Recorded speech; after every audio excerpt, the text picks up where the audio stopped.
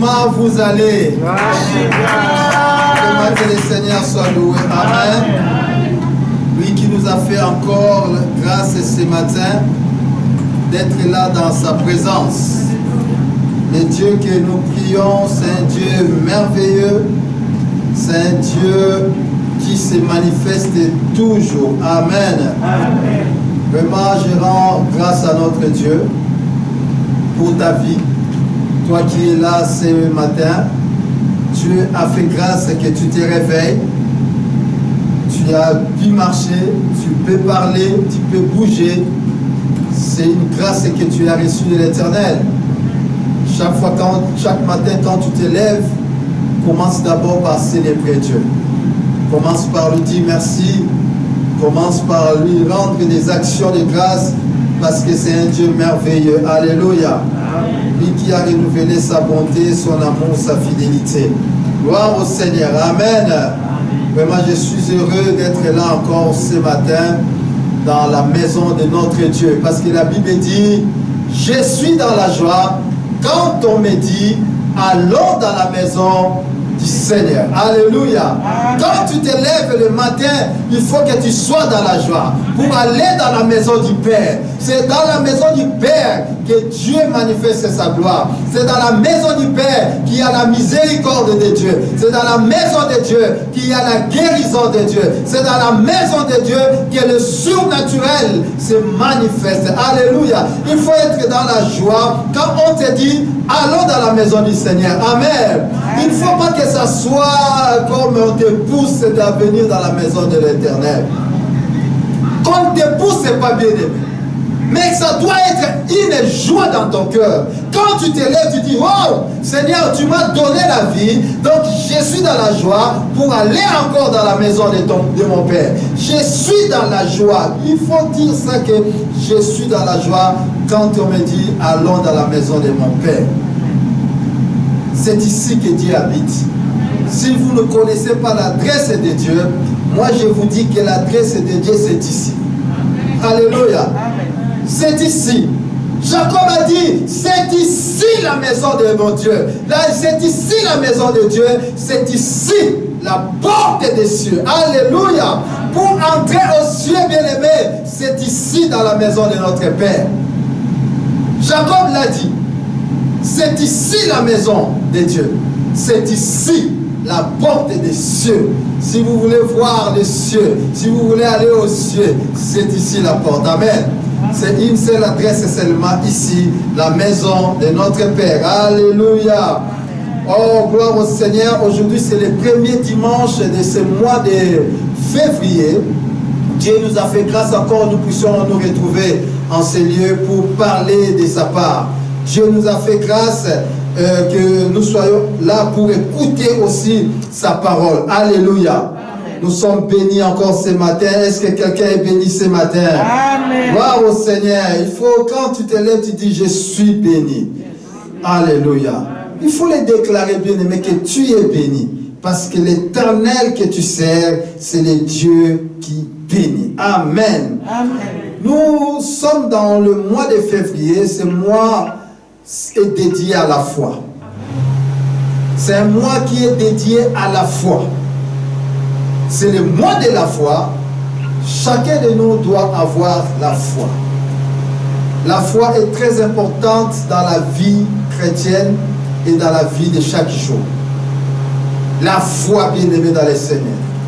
Et je sais qu'avec la foi, tu peux tout créer. Avec la foi, tu peux tout avoir. Avec la foi, tu peux percer. Avec la foi, tu peux arriver là où tu ne pouvais pas arriver. Avec la foi, tu peux aller au-delà même de tes limites, au-delà de tes entendements. Alléluia. La foi. Il faut avoir la foi. Alléluia. Aujourd'hui, je vous apporte un message que j'ai intitulé « Il s'agit de mon histoire ». Il s'agit de mon histoire. Quand je dis « il s'agit de mon histoire », je ne suis pas venu vous raconter mon histoire. Mais c'est l'histoire que nous allons parler, c'est ton histoire à toi. Il s'agit de ton histoire, bien-aimé. Et je sais que quelqu'un sera béni ce matin. Tu seras béni par ces messages. Sois seulement attentif pour écouter ces messages. Je sais que beaucoup de gens connaissent l'histoire, mais ce que tu vas écouter encore va bouleverser encore ta vie et va créer la foi en toi. Alléluia. Oh, Dieu est bon ce matin. Alléluia. Je vais vous proposer quelques textes. Si vous pouvez écrire ces textes. Luc chapitre 8, 43 à 48. Luc chapitre 8, 43 à 48. Marc chapitre 5, 25 à 34.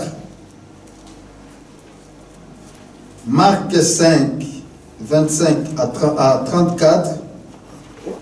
Matthieu 9, 20 à 22. Matthieu 9, 20 à 22. Hébreux chapitre 11, verset 6. Hébreux chapitre 11, verset 6. Et Hébreux 12, verset 2. Nous allons nous arrêter là. Hébreux 12, 2. Je lis au nom de notre Seigneur Jésus, Luc chapitre 8, versets 43 à 48. Écoutez ce que la Bible dit. Or, il y avait une femme atteinte d'une perte de sang depuis 12 ans et qui avait dépensé tout son bien pour les médecins sans qu'aucun ait pu la guérir. Elle s'approcha par derrière et toucha les bords du vêtement de Jésus. Au même instant, la perte de sang s'arrêta et Jésus dit, « Qui m'a touché ?» Comme tous s'en défendaient, Pierre et ceux qui étaient avec lui dirent, « Maître, la foule t'entoure et te presse, et tu dis, qui m'a touché ?» Mais Jésus répondit, « Quelqu'un m'a touché, car j'ai connu qu'une force était sortie de moi. » La femme, se voyant découverte, vint toute tremblante, se jeter à ses pieds et déclara devant tout le peuple pourquoi elle avait touché et comment elle avait été guérie à l'instant. Jésus lui dit, « Ma fille, ta foi t'a sauvée, va en paix. » Alléluia. Amen. Marc chapitre 5, c'est toujours la même histoire, mais Marc ajoute encore quelques éléments. Marc chapitre 5, 25 à 34. Je vais encore lire. La Bible dit ceci. Jésus s'en alla avec lui. Or, il y avait une femme atteinte d'une perte de sang depuis 12 ans. Elle avait beaucoup souffert entre les mains de plusieurs médecins. Ici, on parle qu'elle a souffert entre les mains de plusieurs médecins. Elle avait dépensé tout ce qu'elle possédait. Et elle n'avait éprouvé aucun soulagement. Mais elle était allée plutôt en empirant. Marc dit, sa situation allait encore en s'empirant. Malgré qu'il a tout dépensé, tout ce qu'il avait comme avoir, tous ses biens, maintenant, sa situation commençait encore à s'empirer, à devenir encore de pire en pire. Donc, c'était vraiment terrible pour cette dame. Ayant entendu parler de Jésus, mais cette fois-ci, la Bible dit, ayant entendu parler de Jésus, elle vint dans la foule par derrière et toucha son vêtement. Car elle disait, ici on nous dit encore que cette femme se disait, je ne puis seulement toucher ses vêtements, je serai guéri. Au même instant, la perte de sang s'arrêta. et elle sentit dans son corps qu'elle était guérie de son mal. Jésus connut aussitôt en lui-même qu'une force était sortie de lui et se retourna au milieu de la foule. Il dit: qui a touché mes vêtements? Ses disciples lui dirent: tu vois la foule qui te presse et tu dis: qui m'a touché? Et il regarda autour de lui pour voir ce qui avait fait cela. La femme effrayée et tremblante, sachant ce qui s'était passé en elle, vint se jeter à ses pieds et lui dit toute la vérité. Mais Jésus lui dit: ma fille, ta foi t'a sauvée, va en paix et sois guérie de ton mal. Alléluia. Le Matthieu, je passe au Matthieu.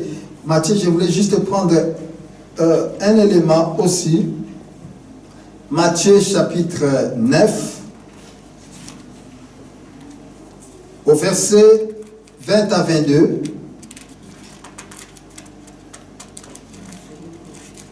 Matthieu 9, 20 à 22. Écoutez ce que la Bible dit. Et voici une femme atteinte d'une perte de sang depuis 12 ans, s'approcha par derrière et toucha les bords de son vêtement.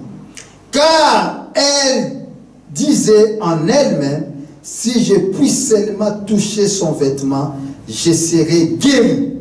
Jésus se retourna et dit en la voyant: prends courage. Alléluia. Amen. Ici maintenant, Jésus commence par lui dire: prends courage. Ma fille, ta foi t'a guéri. Et cette femme fut guérie à l'heure même. Alléluia. Amen. Gloire au Seigneur. Je crois que vous connaissez l'histoire déjà. Vous l'avez déjà entendu plusieurs fois concernant cette dame qui avait la perte de sang pendant 12 ans. Cette femme a souffert. Elle a souffert 12 ans durant des pertes de sang. Nous ne savons pas ce qui s'est passé dans la vie de cette femme. D'où est venue cette maladie, nous ne savons pas. Mais nous savons au moins que chaque mois, au moins, les femmes ont une période menstruelle, comme on dit. Mais cette femme, c'était permanent dans sa vie. Cette perte était permanente dans sa vie. Mais moi, parfois, je me pose la question, comment est-ce que la perte était permanente pendant 12 ans? Pourquoi? Comment est-ce que cette femme n'est pas décédée depuis longtemps? Parce que dans le corps humain, nous avons 5 à 6 litres seulement du sang. 5 à 6 litres seulement du sang. Maintenant, sa perte de sang était permanente. 12 ans durant. 12 ans durant, elle souffrait du sang. Mais vous savez, dans cette époque-là, une femme qui voit ces périodes, elle était considérée comme impure déjà. Donc, elle ne pouvait pas se mettre avec les gens. Elle ne pouvait même pas entrer dans une église. La femme était considérée comme une impure. Or, cette femme, 12 ans maintenant qu'elle souffrait de la perte de sang, elle était rejetée par sa propre famille, elle est rejetée par la société et elle est rejetée par la religion. Parce que la Bible nous le dit, on ne parle même pas de sa famille. On ne parlait pas si elle avait un enfant, non. On ne parlait pas si elle avait un frère ou une sœur, non. Parce qu'à cette époque-là, la perte de sang c'était considéré comme impur. Tout le monde l'a abandonné. Tout le monde l'a rejeté. Même la religion l'avait rejeté parce que c'était écrit dans la religion que tu ne pouvais pas aller dans la présence de Dieu en étant impur. Et la société aussi l'a abandonné. Alléluia. Mais il y a un détail dans cette histoire. On nous dit que la femme aussi avait quand même des biens. Elle avait beaucoup de biens aussi. Malgré tous les biens qu'elle avait, ces biens n'ont pas pu la sauver. Malgré les biens qu'elle avait des biens, beaucoup de biens. La Bible le dit. Malgré cela, elle n'a pas trouvé la guérison, elle n'a pas trouvé la solution à son problème. Ce que j'aime aussi dans cette histoire, à la fin, Jésus dit, ma fille, ta foi t'a sauvée. Alléluia. Ce que l'argent ne pouvait pas lui donner, ce que les biens ne pouvaient pas lui apporter, mais la foi lui a donné. Alléluia. Amen. Ça, c'est intéressant, bien-aimé dans le Seigneur.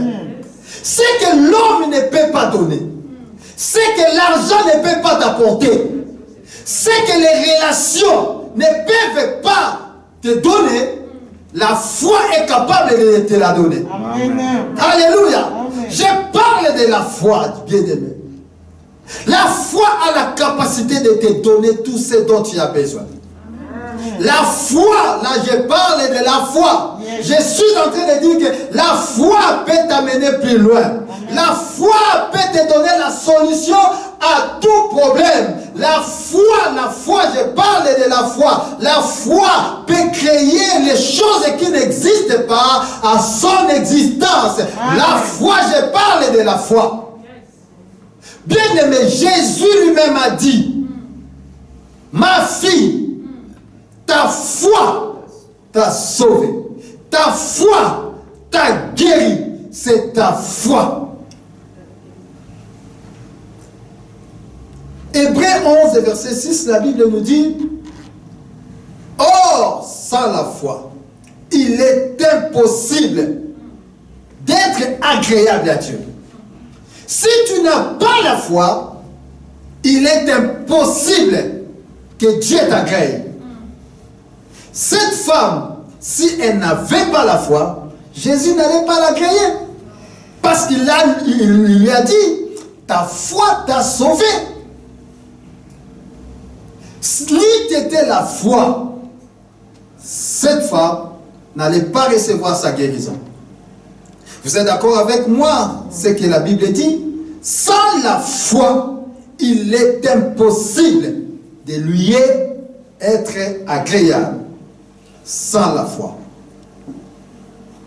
Et celui qui s'approche de Dieu doit croire que Dieu existe et il est celui qui paye toujours. Amen. Les rémunérateurs de ceux qui les cherchent.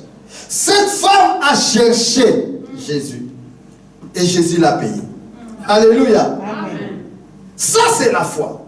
Celui qui a la foi, il croit que si je m'approche de Jésus, il est celui qui paye. Alléluia. Amen. Nous devons croire en Jésus. Nous devons avoir la foi pour que la situation de nos vies puisse changer. Parce que Jésus n'a pas d'autre nourriture que la foi. Hébreux 12, verset 2, la Bible dit, il est le consommateur de notre foi. Jésus ne consomme que la foi. Dieu ne consomme que la foi, bien-aimé. Quand Dieu consomme ta foi, il est rassasié, il te donne ce que tu as besoin. Amen. Jésus vient voir ta foi. Tu lui présentes ta foi dans une assiette. Lui, il prend ta foi. Il la consomme, bien-aimé dans le Seigneur. Et il te donne ce que tu as besoin. Amen. Tu dois avoir la foi, bien-aimé dans le Seigneur. Et laisse Jésus consommer ta foi. Sans la foi, il est impossible d'être agréable à Dieu. Tu dois avoir cette foi. Alléluia. Amen. Écoutez, cette femme avait beaucoup de moyens, mais ces moyens n'ont rien apporté dans sa vie. Rien du tout. Ce matin, je suis venu te dire que tu peux avoir des relations. Tu peux avoir des moyens. Ne croyez pas, ceux qui sont morts avec Corona n'avaient pas de moyens. Ils avaient des moyens. Ils ont peut-être des comptes en banque bombés, bien garnis, que toi et moi. Alléluia. Amen. Mais ils n'ont pas la vie aujourd'hui. Ils n'ont pas la vie. Ils se battaient pour avoir la vie, mais ils ne l'ont pas. Mais toi et moi, nous en avons quand même. Alléluia. Leurs moyens n'ont pas pu les aider. Leurs moyens n'ont pas pu les sauver. Cette femme a connu des échecs dans la vie. Elle a connu beaucoup d'échecs dans sa vie. Elle avait des moyens. La Bible dit qu'elle est partie auprès de plusieurs médecins. Elle allait de médecin en médecin pour qu'elle soit toujours guérie. Elle part chez médecin X. Ce médecin a essayé de tout faire, mais il n'y a pas de solution. Elle quitte ce médecin, elle va encore chercher un autre médecin. Mais sa vie était couronnée que des échecs. Des échecs seulement. Tout ce qu'elle faisait, ce n'était que des échecs. Elle a commencé à vendre même tout ce qu'elle avait. Elle a tout perdu dans la vie, sans trouver de soulagement, comme la Bible dit, sans trouver de guérison. Malgré toutes les dépenses qu'elle a faites, elle n'a rien trouvé comme guérison. Il n'y avait que des échecs dans sa vie, parce que sa vie était couronnée que des échecs. Je voulais dire à une personne que l'échec n'est pas la fin de ta vie. Alléluia. Ce matin, je t'apporte cette bonne nouvelle, que l'échec n'est pas la fin de ta vie. Tu peux connaître l'échec aujourd'hui, mais cela ne détermine pas le reste de ta vie. Alléluia. Est-ce que tu m'écoutes aujourd'hui? Amen. Tu peux connaître l'échec aujourd'hui, mais cela ne détermine pas ton avenir. Yes. Ne détermine pas le reste de ta vie. L'échec d'aujourd'hui, oui, peut-être c'est un échec, mais cela ne veut pas dire que toute ta vie tu vas échouer. Alléluia. Amen. Cette femme a échoué dans la vie. Et vous savez, l'échec, c'est quoi? Ce n'est que manque de résultats. Quand tu n'as pas un résultat que tu t'attendais, c'est un échec. Quand tu n'as pas atteint les objectifs de la vie, les objectifs que tu t'es fixés, ça c'est un échec. Tout ce que tu cherches et que tu ne l'as pas, c'est un échec. Ce sont des échecs de la vie. Mais laisse-moi te dire que l'échec ne puisse pas forger ton caractère. Amen. Que l'échec ne forge pas ton caractère. Alléluia. Amen. Écoutez, dans le mot échec, il y a combien de lettres qui sont là? Il y en a 5. Échec, E-C, H-E et C-A aussi. Vous savez, vous pouvez aussi voir avec moi dans l'histoire, cette femme, si elle allait de médecin à médecin, de médecin à médecin, parce qu'elle a utilisé sa première lettre de son échec, la lettre E, c'est l'espoir. Alléluia. Amen. Cette femme savait une chose. Si elle allait de médecin à médecin, parce qu'elle espérait qu'elle allait trouver la guérison. Amen. Alléluia. Elle espérait qu'elle allait trouver la guérison, bien-aimée dans le Seigneur. Si elle n'espérait pas, elle n'allait pas vendre tout ce qu'elle avait.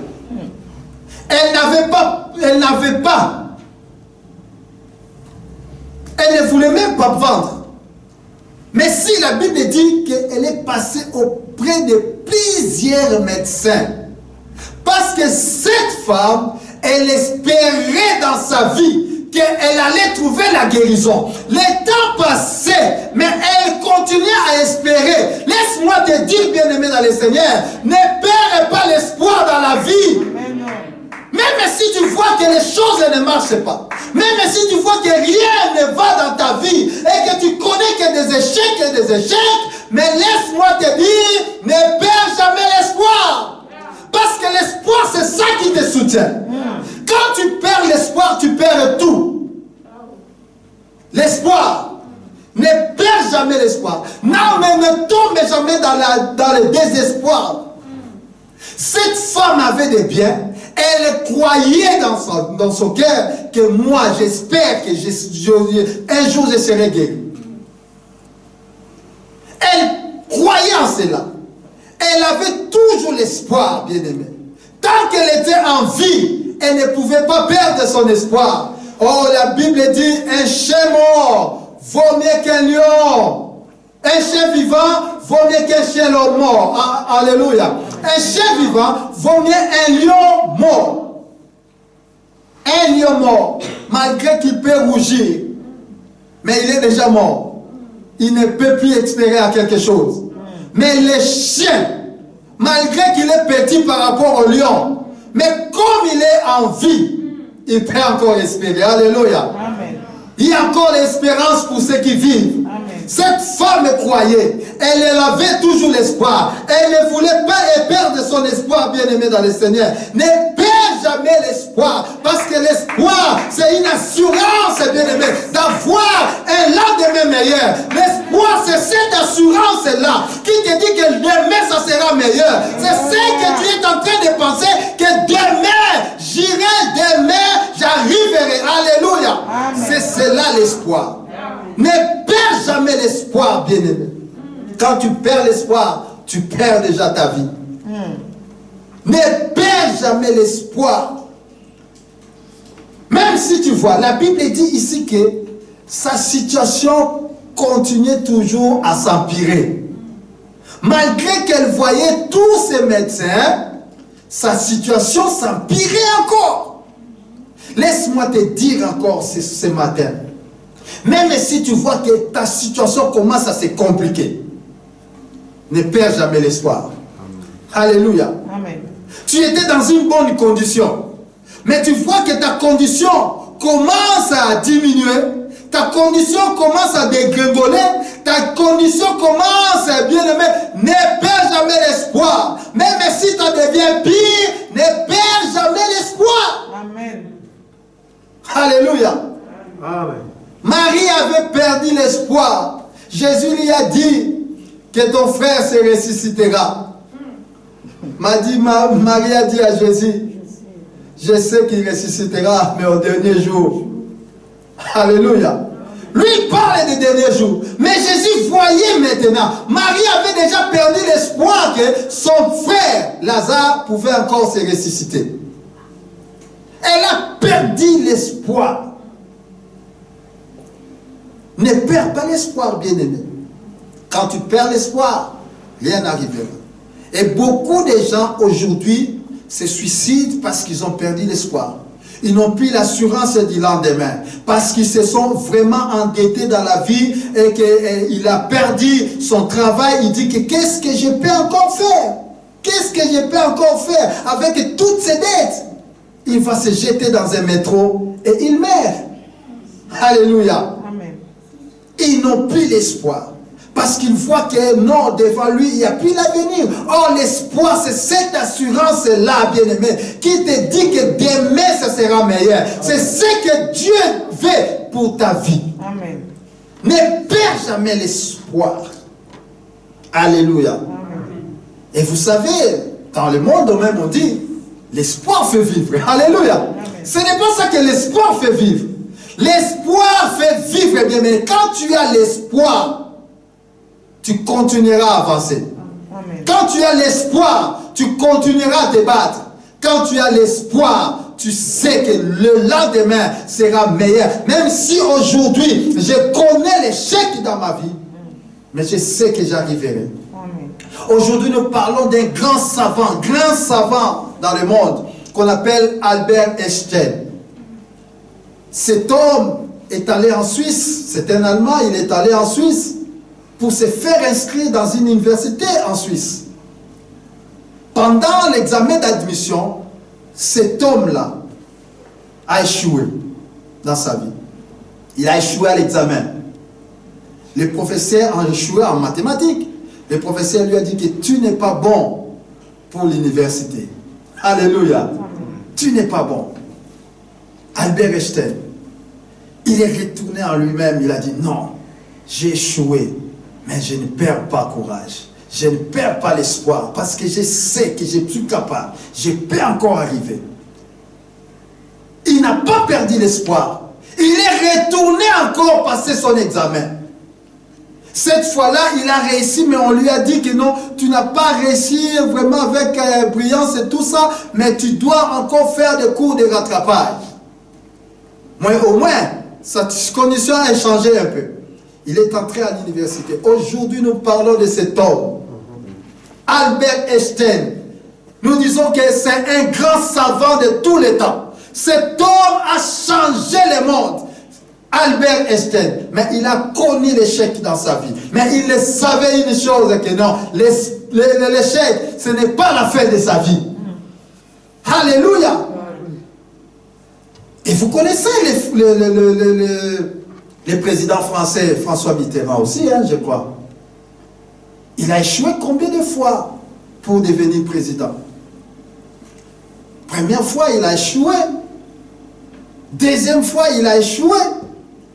Mais après cela, il a postulé. Encore. Et il est devenu président français. Alléluia. Je crois qu'il est le seul président qui a fait 2 mandats de 7 ans. Mais c'est lui qui a échoué 2 fois de suite. Il n'a pas perdu l'espoir, bien-aimé. Quand tu perds l'espoir, tu n'as plus l'avenir. Mais il ne faut pas perdre l'espoir dans la vie. L'espoir fait vivre. Alléluia. Regardez la vie de plusieurs personnes qu'on est en train de célébrer aujourd'hui. Toutes ces personnes ont connu des échecs.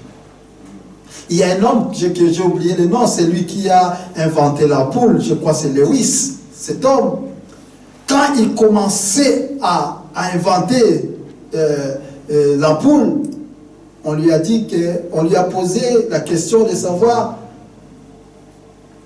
combien de fois il a connu des échecs.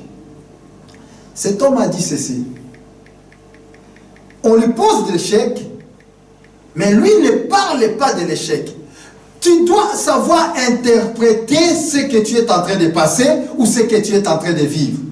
Lui, il a répondu ceci. Il a dit, vous parlez de l'échec, mais moi, je parle et je vous dis ceci, que j'ai constaté combien de fois ça ne marchait pas. Alléluia. Amen. Ah, gloire au Seigneur. Alléluia. Amen. Lui, il constate que combien de fois ces essais ne marchaient pas. Il ne parle pas des échecs. Mais il parle combien de fois lui, il a constaté que ça ne marchait pas. Mais finalement, après plusieurs essais, aujourd'hui nous avons la lumière, nous avons les ampoules, nous avons tout ça. Parce qu'il a essayé dans la vie. Et il a échoué, comme on peut dire. Mais lui, il interprétait différemment ses échecs. Il parlait, il constatait que ça ne marchait pas. Alléluia. N'admets jamais l'échec dans ta vie. Amen. Il ne faut jamais admettre l'échec. Il ne faut jamais accepter l'échec dans la vie. Interprète l'échec différemment. Comment tu vois l'échec dans ta vie? Savoir l'interpréter. Alléluia. Amen. Tu as connu un mariage qui n'a pas réussi. C'est vrai. Ça peut marcher aujourd'hui, tu as essayé, ça n'a pas marché. Tu as essayé demain, ça n'a pas marché. Mais comment tu l'interprètes? Et tu peux te renfermer toi-même, tu dis que non, moi je ne suis pas bon pour le mariage. Tu as essayé plusieurs fois, tu as tenté, ça ne marche toujours pas. Ne te renferme pas, bien-aimé. Ne perds jamais l'espoir. Alléluia. Amen. Alléluia. Amen. Et dans l'échec, j'ai dit, il y a encore un mot, une lettre encore laissée. Vous savez, cette femme, ce qui l'a poussée à aller, la première des choses, c'était l'espoir. Elle n'a pas perdu l'espoir. Deuxièmement, elle était courageuse. Alléluia. Amen. Elle avait du courage, bien-aimé dans le Seigneur. Tu es abandonné, on t'a abandonné, on t'a rejeté. Personne ne te fait cas, bien-aimé dans le Seigneur. Mais ce qui l'a sauvé, c'était son courage. Yes. Alléluia. Amen. Elle était courageuse, cette femme. Amen. Jésus lui-même a parlé, il a dit, ma fille, sois courageuse. Alléluia. Amen. Le courage. Si tu n'es pas courageux dans la vie, tu ne réussiras pas. Vous savez, beaucoup de gens qui réussissent dans la vie, ce sont seulement des courageux. Jésus lui-même a dit ceci. Depuis le temps de Jean-Baptiste jusqu'à aujourd'hui, ce sont les courageux qui s'en emparent. Ce sont des violents, des gens courageux. Un violent, c'est quelqu'un qui est courageux. Il met son courage. Et laisse-moi te dire aussi que le courage n'est pas un don spirituel. Le courage n'est pas un don spirituel. Le courage, c'est la force intérieure qui est en toi. Tu les fais sortir pour avancer dans la vie. C'est cette force intérieure qui est en toi. Dieu a dit à Josué, dans Josué 1, je crois, verset 9, il a dit ceci. Fortifie-toi et prends courage. Mais Dieu pouvait lui dire que je te donne le courage. Non. Mais il sait que le courage n'est pas un don. Le courage, tu dois le sortir de toi, dans ton propre intérieur. Le courage, c'est dans dedans de toi. Si tu n'es pas courageux, tu n'arriveras pas. Tu dois être courageux dans la vie. Cette femme était critiquée de partout. Tout le monde l'a critiquée. Tout le monde, bien aimé, se moquait d'elle. Il l'a rejetée. Elle a tout perdu. Elle ne trouve toujours pas sa guérison. Et tout le monde se moquait d'elle. Mais ce qui a fait encore sa force, c'était son courage. La Bible dit, elle allait toujours auprès des médecins. Elle continuait à aller. Elle continuait à vendre. C'est bien. Mais le courage, tout simplement. Vous savez, beaucoup de gens, aujourd'hui, n'arrivent plus à sortir de leur maison parce qu'ils sont découragés, tout simplement. Beaucoup de gens ne tentent plus de faire quoi que ce soit dans la vie parce qu'ils sont seulement découragés. Le courage, bien-aimé, te sauvera. Le courage t'amènera loin. Le courage. Dieu a dit à Josué, fortifie-toi. C'est toi-même qui dois te fortifier. Et c'est toi-même qui dois prendre le courage. Jésus a dit à cette femme, sois courageuse. Alléluia. Le courage. Vous savez, l'homme est Bartimée. Elle était aveugle, il était aveugle. Cet homme, quand Jésus l'appelle, les gens qui étaient à ses côtés, qu'est-ce qu'ils lui ont dit? Prends courage, lève-toi. Il t'appelle. Alléluia. Sans le courage, il ne pouvait pas se lever là. Sans le courage, il ne pouvait pas se lever. Il faut que le courage, bien-aimé. Tu dois être courageux dans la vie. Que les gens se moquent de toi ou pas, sois courageux. Sois courageux. Je sais un ami qu'on a étudié, c'était au secondaire. Cet homme, bon, nous ne sommes pas nés en français, hein. Nous sommes nés à Lingala, hein, nous, hein. Ouais, nous ne sommes pas nés en français. Les Français nous apprenons seulement. Et cet ami a décidé de ne plus parler Lingala, de parler français pour améliorer son français. Et je vous assure, cet homme, cet ami, il ne parlait plus Lingala. Il faisait que parler français. Mais s'il parlait français, avec des fautes d'orthographe, pas possible. Avec des trous dans le français, pas possible. Bon, nous on connaissait un peu le français. On se moquait de lui. Mais cet homme, j'ai appris de lui. Il était courageux, cet homme. Il parlait comme ça, même si tu ris. Lui, ça lui est égal. Il continue toujours à parler, mais il faisait tout pour améliorer son français. Alléluia. Amen. Il faisait tout. Il allait même dans des émissions bazar. Ici, c'est pas bazar ou quoi, bazar dans la télé. Il faisait dans des émissions, on faisait des jeux de mots là et tout ça. Il allait toujours pour perfectionner son français. Avec son courage, tout simplement. Quelques temps après, je vous assure que cet ami, quand il parle français, c'est toi maintenant tu commences à avoir peur de parler français avec lui. Alléluia. Parce que toi maintenant tu vois que non, si je parle, c'est lui qui va me corriger. Alléluia. C'est son courage. S'il était découragé pendant que les gens, nous on se moquait de lui, il n'allait pas perfectionner son français. La vie, c'est le courage. Quand tu as le courage, même si les gens crient, les gens parlent comme ils veulent, ça ne te regarde pas. Alléluia. Amen. 1 Corinthiens 16, verset 13, la Bible dit, restez vigilants, tenez ferme dans votre foi, soyez courageux. Alléluia. Le courage, encore on parle du courage. Dans la vie, si tu n'as pas de courage, tu n'arriveras pas. Et quand tu regardes les gens, tu ne te lèveras pas, même pas de ton lit. Parce que l'autre avait dit, l'autre avait parlé, l'autre se moque de toi. Alléluia. Même si tu as connu des échecs, aujourd'hui ça n'a pas marché, demain ça n'a pas marché, bien-aimé, sois courageux, ne te décourage pas dans la vie. Continue toujours. Un jour, ça réussira. Alléluia. Amen. Ça réussira toujours un jour. Amen. Oh, moi j'ai envoyé plusieurs déjà, mes CV partout. Il n'y a toujours rien.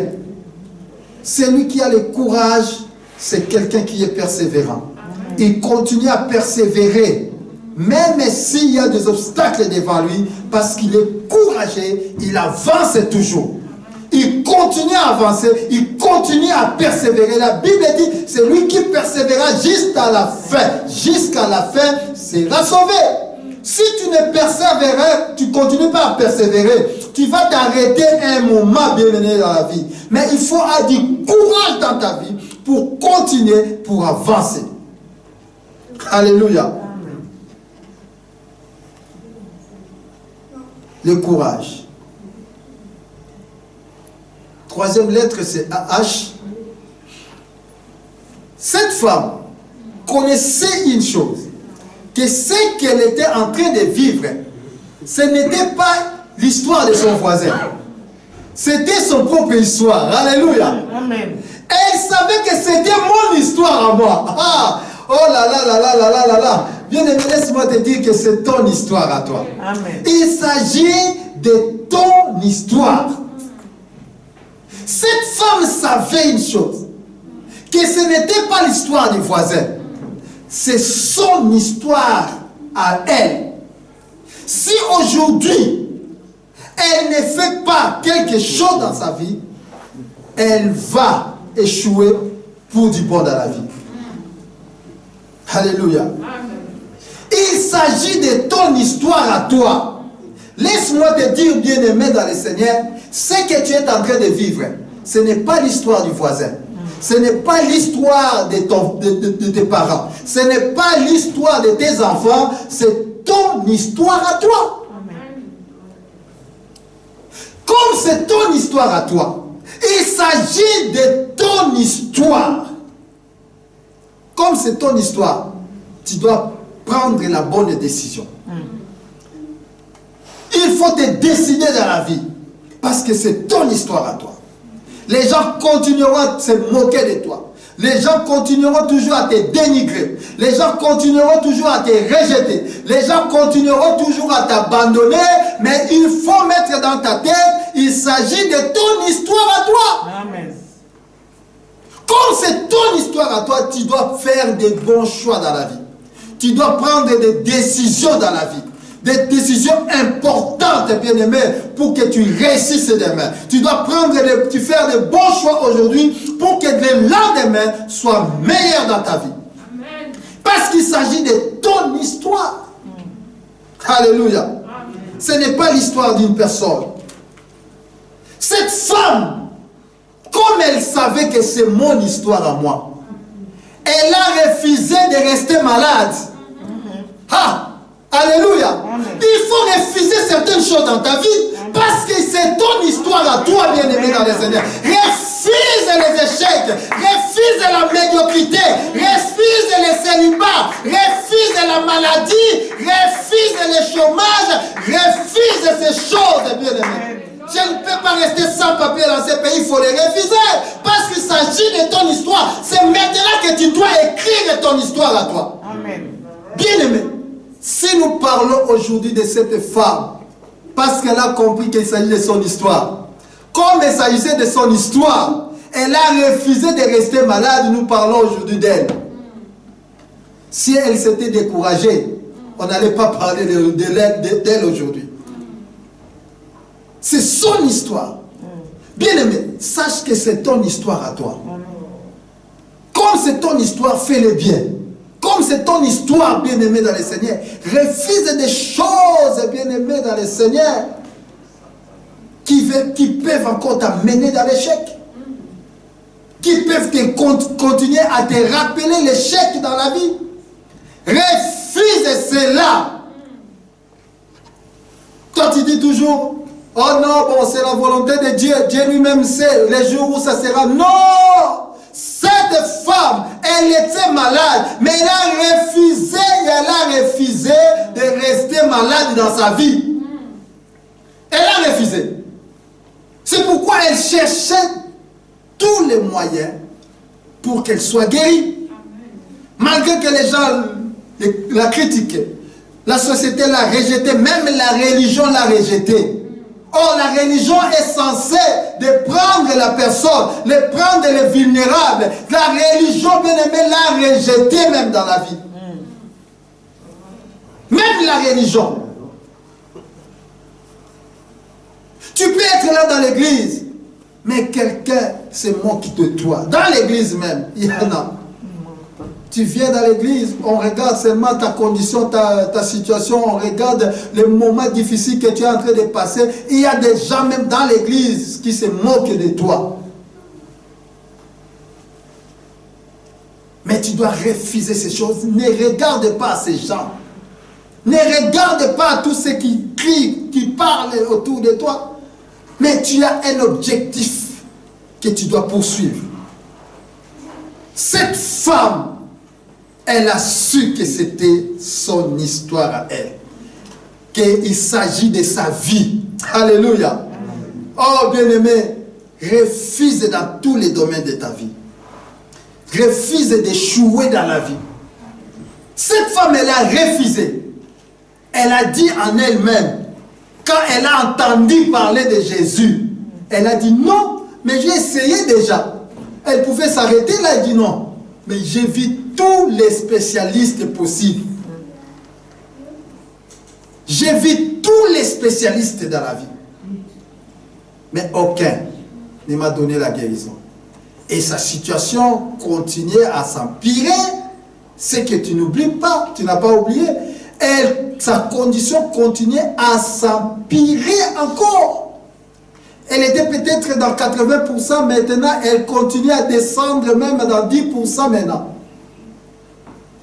Les autres ils pouvaient déjà voir sa mort. On dit non, mais elle a déjà perdu des sang pendant 12 ans, mais c'est fini. Mais cette femme, elle a dit, même s'il me reste seulement une goutte de sang dans ma vie, je continuerai à persévérer. Je continuerai à avoir l'espoir. J'aurai toujours le courage dans la vie. Alléluia. Elle a avancé. Cette fois-ci, elle a entendu parler de Jésus. Elle a dit, mais j'ai entendu déjà, je suis allé auprès de tout. Mais cet homme-là aussi, on parle qu'il guérit. Alléluia. Il a entendu encore qu'il y a un autre guérisseur qui est arrivé. Il s'appelle Jésus. Elle s'est dit en elle-même, ça c'est mon histoire à moi. Il s'agit de mon histoire. Même si l'église ne veut pas de moi, même si la société ne veut pas de moi, je ferai tout pour changer mon histoire. Amen. Mais prends la décision de changer ton histoire. Parce qu'il s'agit de ton histoire, ce n'est pas l'histoire du voisin. Je répète que ce n'est pas l'histoire de ta femme. Ce n'est pas l'histoire de ton mari. Ce n'est pas l'histoire de tes enfants. Il s'agit de ton histoire à toi. Tu dois prendre de bonnes décisions dans la vie. Faire un bon choix pour que le lendemain soit meilleur. Ce que la femme avait fait, les choix qu'elle a fait ce jour-là, c'est ce qui a produit sa guérison. Amen. La décision qu'elle a prise de toucher Jésus, c'est ce qui a sauvé sa vie le lendemain. Nous sommes le fruit de nos choix et de nos décisions d'hier. Tel que tu es là, bien-aimé, tu es le fruit de ce que tu as pris comme décision hier. Tu es le fruit de ce que tu as fait comme choix hier. Mais si tu veux que demain soit encore meilleur, c'est aujourd'hui que tu dois décider. C'est aujourd'hui que tu dois faire un bon choix dans la vie. Pour que tu entres dans ta destinée de gloire. Pour que tu arrives à ta destinée. Pour que tu vives les surnaturels dans ta vie. C'est maintenant que tu dois faire les choix. Tu dois décider par rapport à ta vie. Parce qu'il s'agit de ton histoire. Amen. Est-ce que tu comprends que c'est ton histoire à toi? Quand on te critique que non, elle a avalé les bouteilles ou quoi. Alléluia. C'est une célibataire endurcie. Elle ne peut pas, même si les décisions ont été prises dans ta famille, les pratiques ont été faites là-bas, mais toi, tu peux refuser ces choses. Même si ta famille a été sacrifiée, mais toi, tu peux refuser cela. Tu refuses. Je ne peux pas vivre la condition de ma famille. Tu les refuses, bien-aimé. Tu dois refuser. Comment dans ma lignée, personne ne se marie? Pourquoi? Tu dois refuser ces choses. Tu dis non, ça c'est mon histoire. Moi je dois écrire une nouvelle histoire pour ma vie. Je ne dois pas subir les conséquences de toute la lignée de ma famille. Que dans votre famille, tout le monde meurt seulement de l'attention. Et tu acceptes, tu sais qu'un jour, toi aussi, tu mourras de l'attention. Tu sais que moi aussi, je mourrai du diabète. Tu sais cela parce que depuis que ça a commencé par tes ancêtres. Mais dans ta vie, tu dois refuser ces choses. Alléluia. Cette femme a refusé de rester malade. Tu dois refuser dans ta vie. Tu dis non. Même si dans ma famille personne, mais je serai le premier. Je serai la première à sortir la tête. Même si personne ne réussit dans ma famille, moi je serai la première à réussir. La première à avoir un enfant. La première à entrer dans le mariage. La première, tu dois décider dans ta vie de refuser les conditions de ta famille, les conditions que la société t'a mises, bien aimé, dans le Seigneur. Cette femme, La société l'a mise dans cette condition-là. Elle ne pouvait pas sortir, être avec des gens parce qu'elle était impure. Cette femme a refusé cela et dit, je sortirai, j'irai toucher Jésus. Alléluia. Amen. Je sortirai. Parce que si on la trouve seulement autour des gens, comme elle était déjà considérée impure, on allait la chasser. Elle ne pouvait pas être avec les gens. Parce que la société l'avait déjà rejetée, l'abandonnée. Mais cette femme a refusé cela. Elle a dit, waouh, même si on me dit que je ne peux pas aller là-bas, que je ne peux pas me mélanger avec les hommes purs, soi-disant, mais moi, je quitterai ma maison. Je sortirai de ma maison. J'irai. Je ne demanderai pas à Jésus de prier sur moi. Mais je sais une chose, que si je sors de chez moi avec cet espoir, cette foi que j'ai aujourd'hui, je sors, je refuse de rester dans la maison. Ah, je serai guéri. Cette femme a refusé de s'enfermer dans sa maison. Elle a refusé de rester là dans sa maison. Elle a dit, je peux même briser la loi. Même si on m'arrête, mais je serai déjà guéri. Même si on va encore me rejeter, je suis déjà rejeté. Alléluia. Amen. Chez nous, on dit, nous étions bêtes la kake, hein, et bang, on a sous la thé. Et bang, on a kakete. Comment expliquer ça en français? Hein? Un arbre qui a reçu des tonnerres n'a pas peur encore de notre tonnerre. C'est comme ça qu'on peut dire. Alléluia. Amen. Un arbre qui a reçu déjà. Hein? Ah! Toi, tu crois, tu vois qu'un arbre qui est déjà pourri, est-ce qu'il peut encore avoir peur de pourrir encore? Non, parce qu'il est déjà pourri. Alléluia. Amen. Cette femme a dit, je suis déjà rejetée. Mais je dois faire quelque chose dans la vie. Pour ma vie, parce qu'il s'agit de ma vie à moi. Alléluia. Il s'agit de ma vie. Je refuse cette condition. Je refuse de rester dans ma maison. J'irai vers celui qui guérit. Aujourd'hui, vous savez, beaucoup de gens restent chez eux à la maison pour nous suivre. C'est bien de nous suivre à la télé, de nous suivre dans votre fauteuil, là où vous avez votre confort. C'est bien cela aussi. Mais laisse-moi vous dire une chose. Ce qui vous retient dans votre maison, ce n'est que la peur. C'est la peur qui vous retient. Vous avez peur de sortir, de venir à l'église. Peut-être vous aurez le corona ou quoi, je ne sais rien. Mais on vous voit toujours dans les supermarchés. On vous voit toujours dans les marchés. Tu pars toujours travailler. Tu y vas, bien aimé. Mais ce n'est qu'à l'église que tu as peur d'attraper la maladie. Tu te trompes, bien aimé. Je suis en train de te dire que tu es en train de te tromper. Ici, dans la maison de Dieu, c'est là où il y a la grâce de Dieu. C'est là où il y a la sécurité. Nous prenons aussi des précautions pour que chacun soit dans la bonne condition aussi. Alléluia. Amen. Je n'ai pas dit qu'il ne faut pas prendre les précautions. Mais vous avez la phobie, tout simplement. Parce que vous dites que non à l'église et tout ça, mais vous ne regardez pas au supermarché comment vous vous coincez, comment dans le bus, dans le métro, vous êtes là. Dans le bus, dans le métro, il n'y a pas la maladie. Dans les bus, dans les métros, dans les trams, il n'y a pas la maladie, c'est seulement l'église. Oh, Dieu, c'est un Dieu juste.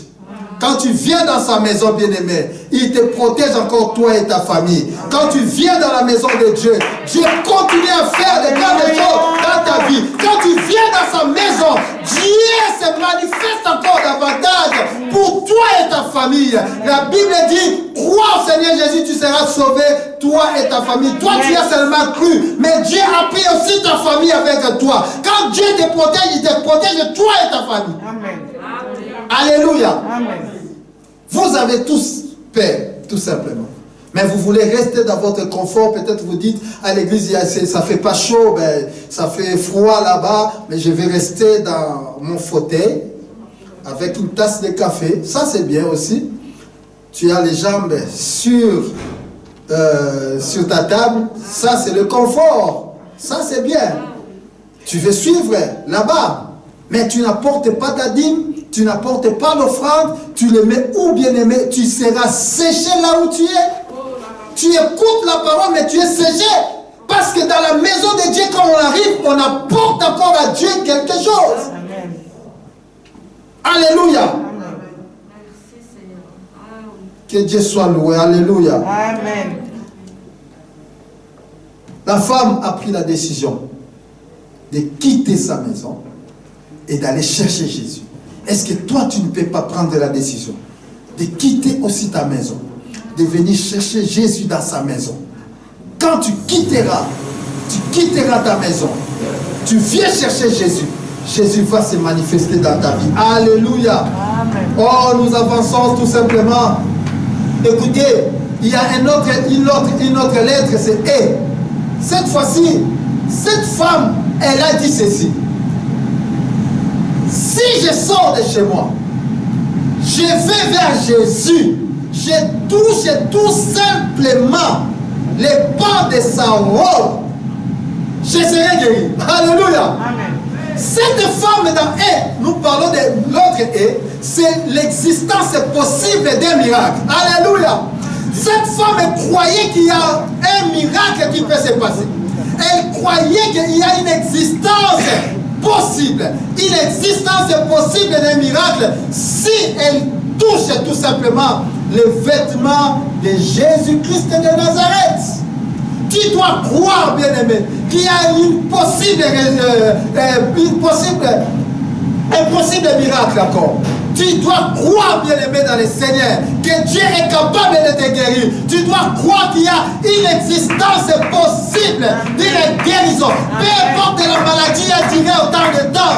Mais laisse-moi te dire, peu importe le temps, dans la vie, il y a toujours one day. Alléluia. Amen. Un jour seulement suffit pour que cette femme soit guérie. Pendant tout ça, elle a souffert, mais un jour tout simplement, one day. C'est ton jour, bien-aimé dans le Seigneur. Amen. One day. Dans la vie, il y a toujours one day. Il y a toujours one day. Tu as sillonné la ville. Tu as marché, bien-aimé. Tu cherchais un enfant. Mais un jour seulement suffit pour que tu deviennes enceinte, bien-aimé dans le Seigneur. Un jour seulement suffit pour que tu sois enceinte. Un jour seulement suffit dans la vie. Alléluia. Amen. Tu as cherché un mari. Le mari n'arrive toujours pas. Ça fait longtemps, bien-aimé, que tu es seul. Un homme est seul, une femme est seule. Mais je t'annonce la bonne nouvelle. Dieu est le Dieu de one day. Il est le Dieu d'un jour seulement. Un jour suffit pour Dieu pour qu'il change ta condition. Un jour seulement suffit pour que ta vie prenne de l'allure, prenne de la vitesse. Un jour seulement suffit. Amen. Alléluia. Amen. Pas beaucoup de jours, tout simplement. La Bible dit 10 seulement un mot. La Bible n'a pas dit 10 000 mots. Un mot seulement, bien-aimé. Un jour seulement aussi suffit à Dieu pour que ta condition puisse changer. Un jour seulement. Dans la vie, il faut croire qu'il y a toujours un jour dans la vie.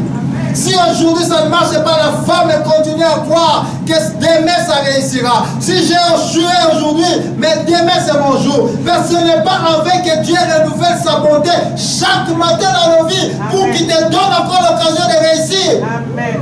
Alléluia. Amen. Chaque matin il renouvelle sa bonté. Il te donne encore l'occasion de réussir. Il te donne encore l'occasion d'aller de l'avant. Il te donne encore l'occasion d'avancer. One day seulement. Un jour suffit. Un jour seulement. Cette femme 12 ans dira, mais un jour a suffi pour qu'elle soit guérie de sa maladie.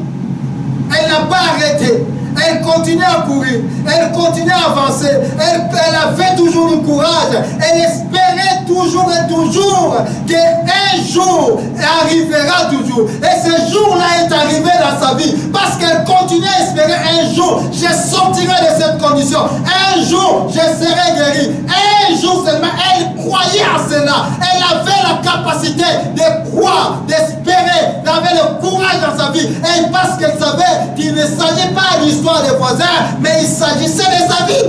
Il s'agissait de son histoire. Alléluia. Amen. Un jour seulement suffisait. Un homme qui a souffert 38 ans durant, il était toujours dans la piscine de Bethesda. 38 ans durant des maladies. 38 ans, je parle de 38 ans. Elle était là toujours malade, 38 ans. Mais il fallait un jour arrive seulement. Alléluia. Ce jour arrive toujours. Ne perds pas l'espoir. Ces jours arrivent toujours et toujours. Ne perds pas l'espoir. Aie courage toujours. Fortifie-toi quand tu vois que tu commences à être fatigué. Tu n'as plus de force. Tu te dis en toi-même, oh, cite ton nom. Freddy, fortifie-toi. Prends courage. Alléluia. Amen. Parce que le courage n'est pas un don spirituel. Tu dois la puiser en toi, bien-aimé dans le Seigneur. C'est au-dedans de toi, c'est à l'intérieur de toi que tu dois sortir cette force, ce courage pour que tu avances dans la vie. Ne regarde pas parce que ta vie ne ressemble pas à ton voisin. C'est ta vie, c'est toi qui tu es en train de la vivre. Et tu dois prendre de bonnes décisions. Et dernière lettre, comme je peux dire, c'est la lettre C encore. Cette fois-ci, cette dame croyait. Croire à la capacité de Dieu. Alléluia. Amen. Croire à la capacité de Dieu. Cette femme, écoutez ce qu'elle a dit. Elle savait qu'on lui a parlé de Jésus. Elle a dit, si je touche seulement les pans de sa robe, je serai guéri. Donc elle croyait que Jésus est quelqu'un qui guérit. Alléluia. Bien-aimé, tu dois croire que Jésus est le sauveur. Tu dois croire que Jésus a la capacité de te donner ce que tu as besoin. Tu dois croire dans ton cœur que Jésus faut plus que l'or. Jésus vaut plus que tes biens. Jésus de Nazareth, tu dois croire à Jésus. Il a la capacité infinie de répondre à tes besoins. Tu dois croire à cela, que Jésus a la capacité. Quel que soit les temps qu'a pris ton problème, quel que soit les temps, alléluia. Sarah, même pendant 90 ans après 90 ans, elle a pu avoir un enfant. 2 fois ménopausée. Mais elle a eu un enfant. Toujours. Quel que soit les temps. Dieu finit par se manifester. Tu dois seulement croire que Dieu a l'infinie capacité de te donner ce que tu as besoin. Crois à cela et Dieu va se manifester. Alléluia. Amen. C'est pourquoi Jésus pouvait dire à Marie, ne t'ai-je pas dit, si tu crois, tu verras la gloire de Dieu. Ne t'ai-je pas dit, si tu crois, tu verras la gloire de Dieu. Tu dois croire en ce Dieu. Et Dieu va se manifester. Alléluia. Amen. Alléluia. Amen. Croire. L'échec n'est pas la fin de ta vie. L'échec n'est pas la fin de ta vie. Tu es en train de laver ton filet. Oh, laisse-moi te dire, Pierre a péché pendant toute la nuit. Toute la nuit. Il n'a pas attrapé un poisson. Il n'a pas attrapé. Il était en train de laver son filet. Il croyait que tout est déjà fini. Je suis venu te dire, ne lave pas ton filet. Alléluia. Ne lave pas ton filet parce que la pêche continue encore. Les matchs ne se terminent pas 90 minutes. Il y a encore des prolongations dans la vie. Même si tu vois que 90 minutes, l'arbitre va siffler, mais je suis en train de te dire, dans la vie, le match ne se termine pas 90 minutes. Il y a aussi des prolongations. C'est pourquoi ne lave pas ton filet, bien-aimé dans le Seigneur. Laisse ton filet comme ça. Le filet est toujours là. Tu sais que tu peux encore jeter dans l'eau pour attraper encore un poisson. Tu peux encore, bien-aimé, ce n'est pas fini. Personne ne peut clôturer ta vie. Personne ne peut dire que ça n'est fini pour toi. Dis non, non, non, non, refuse ces choses. Refuse de laver ton filet. Alléluia. Refuse cela. Dans le nom de Jésus. Amen. Oh, que le Seigneur soit loué. On m'a fait signe, il est temps. Nous allons terminer ici.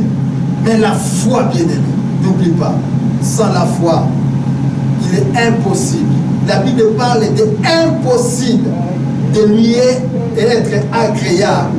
D'être agréable, dit impossible. Si la Bible parle de l'impossible, donc tu es obligé d'avoir la foi et d'espérer encore à l'Éternel.